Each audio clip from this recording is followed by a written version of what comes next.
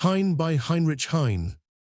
Heine gathers up and focuses for us in one vivid point all those influences of his own time, which are the forces of today. He appears before us, to put it in his own way, as a youthful and militant knight of the Holy Ghost, tilting against the specters of the past and liberating the imprisoned energies of the human spirit. His interest from this point of view lies largely apart from his interest as a supreme lyric poet, the brother of Catullus and Villain and Burns. We here approach him on his presages, relatively prosaic side. One hemisphere of Heine's brain was Greek, the other Hebrew. He was born when the genius of Goethe was at its height. His mother had absorbed the frank earthliness, the sane and massive paganism of the Roman elegies, and Heine's ideals, in all things, whether he would or not, were always Hellenic, using that word in the large sense, in which Heine himself used. Even while he was the first in rank, and the last in time of the Romantic poets of Germany, he sought even consciously to mold the modern emotional spirit into classic forms.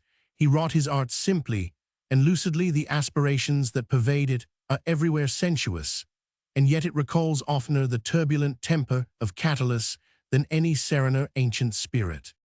For Heine arose early in active rebellion against a merely passive classicism, just as fiercer and more ardent cries, as from the Orient pierce through the songs of Catullus. The mischievous Hermes was irritated by the calm and quiet activities of the aged Zeus of Weimar. And then the earnest Hebrew nature within him, liberated by Hegel's favorite thought of the divinity of man, came into play with its large revolutionary thirsts. Thus, it was that he appeared before the world as the most brilliant leader of a movement of national or even worldwide emancipation. The greater part of his prose works from the youthful Reisebilder onwards, and a considerable portion of his poetic work record the energy with which he played this part. But whether the Greek or the Hebrew element happened to be most active in Heine, the ideal that he set up for life, generally, was the equal activity of both sides. In other words, the harmony of flesh and spirit. It is this thought which dominates the history of religion and philosophy in Germany. His finest achievement in this kind, that book, was written at the moment when Heine touched the highest point of his enthusiasm for freedom and his faith in the possibility of human progress. It is a sort of program for the immediate future of the human spirit, in the form of a brief and bold outline of the spiritual history of Germany and Germany's great emancipators, Luther, Lessing, Kant, and the rest. It sets forth, in a fresh and fascinating shape, that everlasting gospel which, from the time of Joachim of Flora downwards, has always gleamed in dreams before the minds of men, as the successor of Christianity. Heine's vision of a democracy of cakes and ale, founded on the heights of religious, philosophical, and political freedom, still spurs and thrills us even nowadays, when we have wearied of stately bills of fare for a sulky humanity that will not feed at our bidding, no, not on cakes and ale. Heine is wise enough to see, however imperfectly, that it is unreasonable to expect the speedy erection of any new Jerusalem, for, as he expresses it in his own way, the holy vampires of the Middle Ages have sucked away so much of our lifeblood that the world has become a hospital. A sudden revolution of fever-stricken or hysterical invalids can effect little of permanent value. Only a long and invigorating course of the tonics of life can make free from danger the open air of nature. Our first duty, he asserted in this book, is to become healthy. Heine confesses that he too was among the sick and decrepit souls. In reality, he was at no period so full of life and health, so harmoniously inspired and upborne by a great enthusiasm. He laughs a little at Goethe. He fails to see that the Phidian Zeus, at whose confined position he jests, was the greatest liberator of them all, but for the most part his mocking sarcasm is here silent. It was not until 10 years later, when the subtle seeds of disease had begun to appear, and when, too, he had perhaps gained a clearer insight into the possibilities of life, that Heine realized that the practical reforming movements of his time were not those for which his early enthusiasm had been aroused. And then he wrote Ata Troll.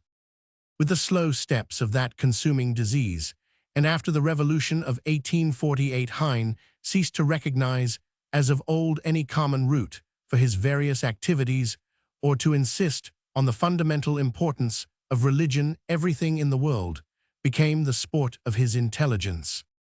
The brain still functioned brilliantly in the atrophied body. The lightning-like wit still struck unerringly. It spared not even himself. The confessions are full of irony, covering all things with laughter that is half reverence, or with reverence that is more than half laughter, and woe to the reader who is not at every moment alert. In the romantic satirical poem of attain written at the commencement of this last period, this his final altitude is most completely revealed. It needs a little study today, even for a German, but it is well worth that study.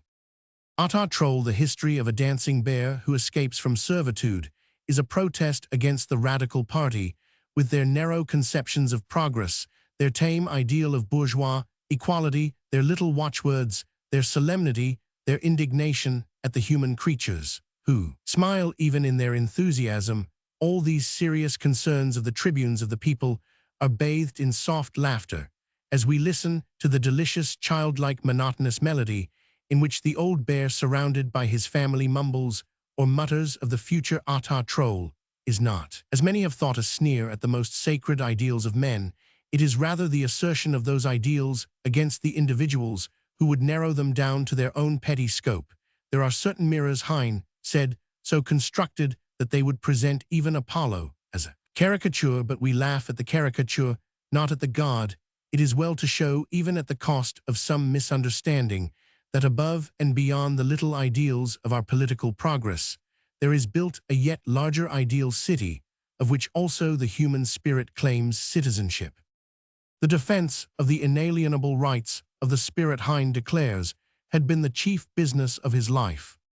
In the history of Germany, it was her two great intellectual liberators, Luther and Lessing, to whom Heine looked up with the most unqualified love and reverence, by his later vindication of the rights of the spirit, not less than by his earlier fight for religious and political progress.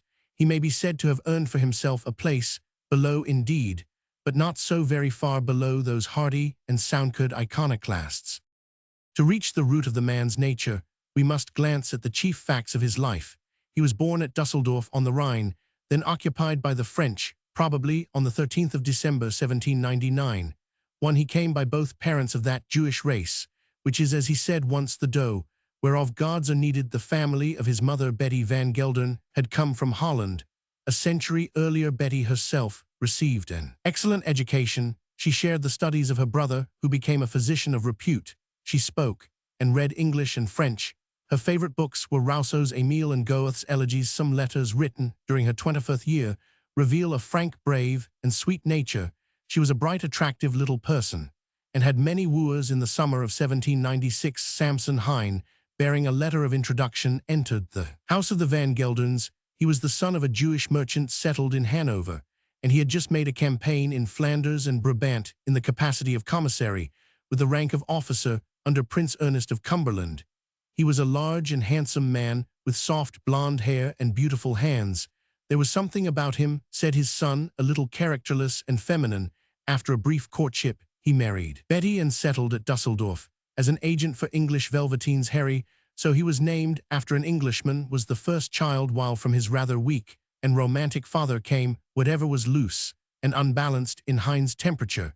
It was his mother, with her strong and healthy nature, well developed both intellectually and emotionally, who, as he himself said, played the chief part in the history of his evolution.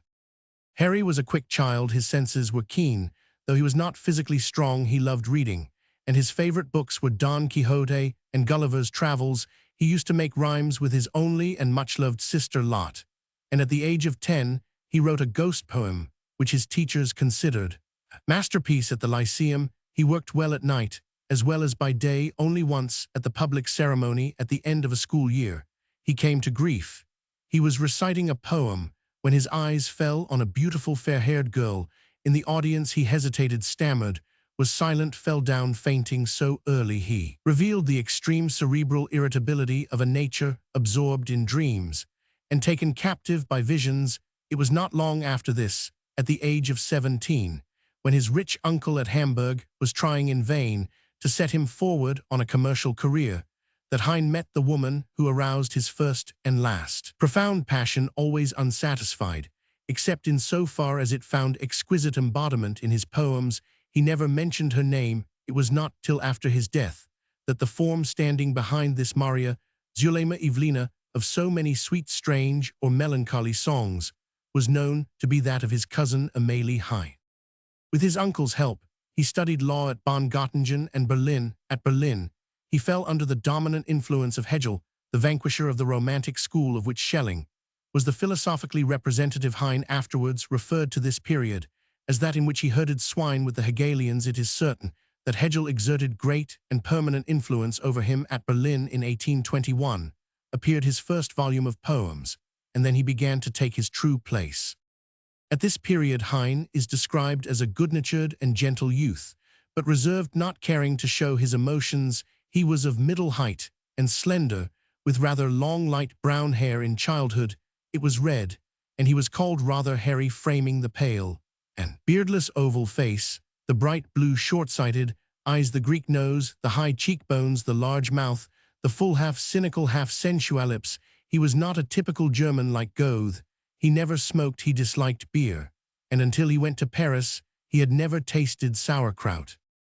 For some years, he continued chiefly at Göttingen to study law, but he had no liking and no capacity for jurisprudence, and his spasmodic fits of application at such moments, as he realized that it was not good for him to depend on the generosity of his rich and kind-hearted Uncle Solomon, failed to carry him far. A new idea, a sunny day, the opening of some flower-like light, a pretty girland, the Pandects were forgotten.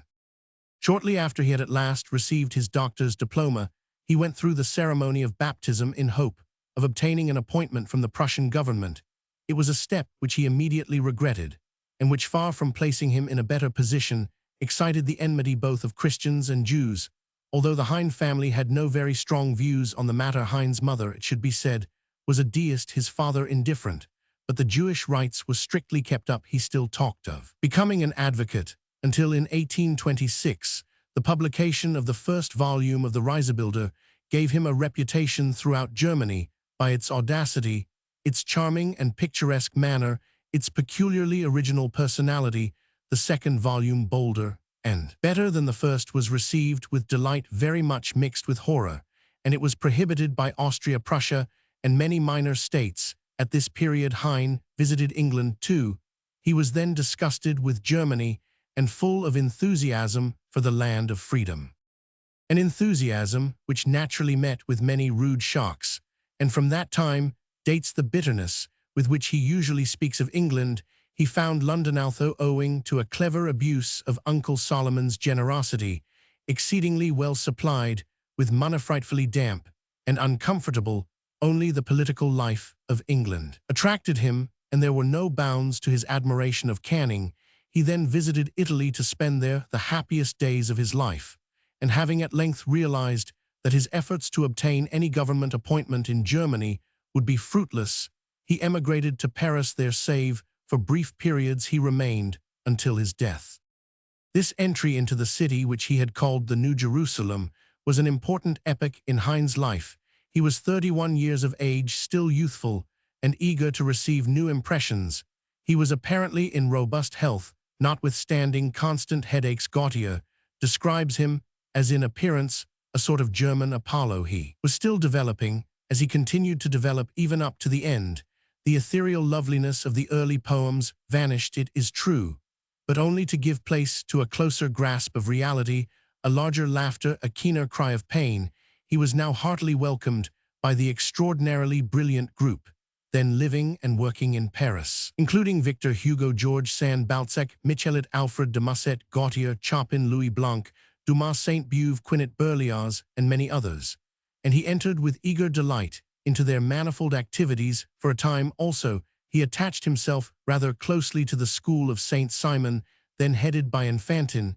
He was especially attracted by their religion of humanity, which seemed the realization of his own dreams. Heine's book on religion and philosophy in Germany was written at Enfantin's suggestion, and the first edition dedicated to him, Enfantin's name, was, he said, a sort of shibboleth, indicating the most advanced party in the liberation war of humanity. In 1855, he withdrew the dedication. It had become an anachronism. Enfantin was no longer ransacking the world in search of la femme, Liber the martyrs of yesterday no longer bore a cross unless it, where he added characteristically the cross of the Legion of Honor. A few years after his arrival in Paris, Heine entered on a relationship which occupied a large place in his life. Mathilde Murat, a lively grisette of 16, was the illegitimate daughter of a man of wealth and position in the provinces, and she had come up from Normandy to serve in her aunt's shoe shop. Heine often passed this shop, and an acquaintance at first, carried on silently through the shop window, gradually ripened into a more intimate relationship. Mathilde could neither read nor write. It was decided that she should go to school for a time. After that they established a little common household, one of those ménages Parisians recognized as almost legitimate, for which Heine had always had a warm admiration, because, as he said, he meant by marriage something quite other than the legal coupling affected by parsons and bankers. As in the case of Goethe, it was not until some years later that he went through the religious ceremony as a preliminary to a duel in which he had become involved by his remarks on Born's friend Madame Strauss. He wished to give Mathilde an assured position in case of his death. After the ceremony at St. Sulpice, he invited to dinner all those of his friends who had contracted similar relations, in order that they might be influenced by his example. That they were so influenced is not recorded. It is not difficult to understand the strong and permanent attraction that drew the poet, who had so many intellectual and aristocratic women among his friends, to this pretty laughter-loving grisette. It lay in her bright and wild humor, her childlike impulsiveness, not least in her charming ignorance. It was delightful to Heine that Mathilde had never read a line of his books, did not even know what a poet was, and loved him only for himself. He found in her a continual source of refreshment. He had need of every source of refreshment in the years that followed his formal marriage in 1841. The dark shadows within and without began to close round him. Although he was then producing his most mature work, chiefly in poetry, Autotroll Romancero Deutschland, his income from literary sources remained small. Mathilde was not a good housekeeper, and even with the aid of a considerable allowance from his uncle Solomon, Heine was frequently in pecuniary difficulties, and was consequently induced to accept a small pension from the French government, which has sometimes been a matter of concern to those who care for his fame. As years passed, the enmities that he suffered from or cherished increased rather than diminished, and his bitterness found expression in his work. Even Mathilde was not an unalloyed source of joy. The charming child was becoming a middle-aged woman, and was still like a child. She could not enter into Heine's interests. She delighted in theaters and circuses, to which he could not always accompany her, and he experienced the pangs of an unreasonable jealousy more keenly than he cared to admit. Then Uncle Solomon died, and his son refused, until considerable pressure was brought to bear on him to continue the allowance which his father had intended Heine to receive. This was a severe blow, and the excitement it produced developed the latent seeds of his disease. It came on with alarming symptoms of paralysis, which even in a few months gave him, he says, the appearance of a dying man. During the next 2 years, although his brain remained clear, the long pathological tragedy was unfolded. He went out for the last time in May 1848, half blind and half lame. He slowly made his way out of the streets filled with the noise of revolution into the silent Louvre, to the shrine dedicated to the goddess of beauty, Our Dear Lady of Milo. There he sat. Long at her feet, he was bidding farewell to his old gods. He had become reconciled to the religion of sorrow. Tears streamed from his eyes, and she looked down at him compassionate, but helpless. Dost thou not see then that I have no arms and cannot help thee? On ut dit un Apollon Germanique, so Gautier said of the Heine of 1835. 20 years later, an English visitor wrote of him: he lay on a pile of mattresses, his body wasted, so that it seemed no bigger than a child under the sheet, which covered him. His eyes closed, and the face altogether like the most painful and wasted ex homo ever painted by some old German painter. His sufferings were only relieved by ever larger doses of morphia, but although still more troubles came to him, and the failure of a bank robbed him of his small savings, his spirit remained unconquered. He is a wonderful man, said one of his doctors. He has only to anxatisto conceal his condition from his mother, and to assure his wife's future his literary work, though it decreased in amount, never declined in power, only in the words of his friend Berlioz. It seemed as though the poet was standing at the window of his tomb, looking around on the world, in which he had no longer a part.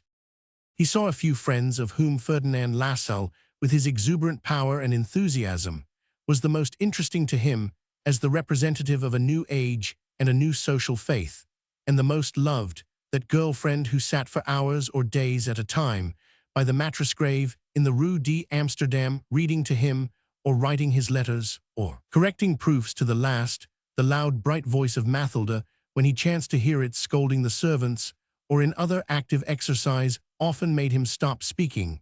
While a smile of delight passed over his face, he died on the 16th of February 1856. He was buried silently in Montmartre according to his wish, for as he said, it is quiet there. Throughout and above all, Heine was a poet from first to last. He was led by three angels who danced forever in his brain and guided him singly or together. Always they were the same as in Ata Troll he saw in the moonlight from the casement of Urraca's hut Greek Diana grown wanton. But with the noble marble limbs of old abund the blonde and gay fairy of France Herodias, the dark Jewess, like a palm of the oasis, and with all the fragrance of the East between her breasts, O you dead Jewess, I love you most more than the Greek goddess, more than that fairy of the north three. Those genii of three ideal lands danced forever in his brain, and that is but another way of indicating the opposition that lay at the root of his nature from one point of view. It may well be he continued the work of Luther, and Lessing, though he was less great-hearted, less sound at core, though he had not that element of sane Philistinism which marks the Shakespeares and Goeths of the world, but he was more than anything else a poet, an artist, a dreamer, a perpetual child, the practical reformers, among whom at one time he placed himself. The men of one idea were naturally irritated and suspicious. There was a flavor of aristocracy in such idealism. In the poem called Disputation, a Capuchin and a rabbi argued before the king and queen at Toledo concerning the respective merits of the Christian and Jewish religions. Both spoke at great length and with great fervor, and in the end the king appealed to the beautiful queen by his side. She replied that she could not tell which of them was right, but that she did not like the smell of either, and Heine was generally of the queen's mind. He sighed for the restoration of Barbarossa, the long-delayed German Empire, and his latest biographer asserts that he would have greeted the discovery of Barbarossa under the disguise of the King of Prussia, with Bismarckian insignia of blood and iron. As the realization of all his dreams, it is doubtful, however, whether the meeting would be very cordial on either side. It would probably be the painful duty of the emperor, as of the emperor of the vision in Deutschland, to tell Heine, in very practical language, that he was wanting in respect, wanting in all sense of etiquette, and Heine would certainly reply to the emperor, as under the same circumstances he replied to the visionary Barbarossa, that that venerable gentleman had better go home again, that during his long absence emperors had become unnecessary, and that after all scepters and crowns made admirable playthings for monkeys. We are founding a democracy of gods, he wrote in 1834, all equally holy, blessed, and glorious. You desire simple clothing, ascetic morals, and unseasoned enjoyments. We, on the contrary, desire nectar and ambrosia, purple mantles, costly perfumes, pleasure, and splendor, dances of laughing nymphs, music and plays. Do not be angry, you virtuous republicans. We answer all your reproaches in the words of one of Shakespeare's fools. Dost thou think that because thou art virtuous, there shall be no more cakes and ale? What could an austere republican, a puritanic liberal, who scorned the vision of roses and myrtles and sugar plums all round, say to this born? Answered, I can be indulgent to the games of children, indulgent to the passions of a youth, but when on the bloody day of battle a boy who is chasing butterflies gets between my legs, when at the day of our greatest need, and we are calling aloud on God, the young coxcomb beside us in the church sees only the pretty girls and winks and flirts. Then, in spite of all our philosophy and humanity, we may well grow angry. Heine, with his sybaritic nature, is so effeminate that the fall of a rose leaf disturbs his sleep. How then should he pg6 rest comfortably on the naughty bed of freedom? Where is there any beauty without a fault? Where is there any good thing without its ridiculous side? Nature is seldom a poet, and never rhymes. Let him whom her rhymeless prose cannot please turn to poetry. Born was right Heine, was not the man to plan a successful revolution, or defend a barricade, or edit a popular democratic newspaper, or represent adequately a radical constituential. This was true. Let us be thankful that it was true. Borns are ever with us, and we are grateful there is but one Heine. The same complexity of nature that made Heine an artist made him a humorist, but it was a more complicated complexity, now a cosmic game between the real world and the ideal world. He could go no further. The young Catullus of 1825, with his fiery passions crushed in the winepress of life and yielding such divine. Ambrosia soon lost his faith in passion. The militant soldier in the Liberation War of Humanity of 1835 soon ceased to flourish his sword. It was only with the full development of his humor, when his spinal cord began to fail, and he had taken up his position as a spectator of life, that Heine attained the only sort of unity possible to him, the unity that comes of a recognized and accepted lack of unity. In the lambent flames of this unequaled humor, he bathed all the things he counted dearest to its service. He brought the secret of his poets, nature, the secret of speaking with a voice that every heart leaps up to answer. It is scarcely the humor of Aristophanes, though it is a greater force, even in molding our political and social ideals, than born new. It is oftener a modern development of the humor of the mad king and the fool in Lear, that humor which is the last concentrated word of the human organism under the lash of fate. And if it is still asked why Heine is so modern, it can only be said that these discords out of which his humor exhaled are those which we have nearly all of us known, and that he speaks with a voice that seems to arise from the depth of our own souls. He represents our period of transition. He gazed from what pgxx appeared the vulgar Pisgah of his day, behind on an Eden that was forever closed, before on a promised land he should never enter, while with clear sight he announced things to come. The music of the past floated up to him. He brooded wistfully over the vision of the old Olympian gods, dying amid faint music of cymbals and flutes, forsaken in the medieval wilderness. He heard strange sounds of psalteries and harps, the psalms of Israel, the voice of Princess Sabbath sounding across the remote waters of Babylon. In a few years, this significance of Heine will be lost, that it is not yet lost. The eagerness with which his books are read and translated sufficiently testifies. Havelock Ellis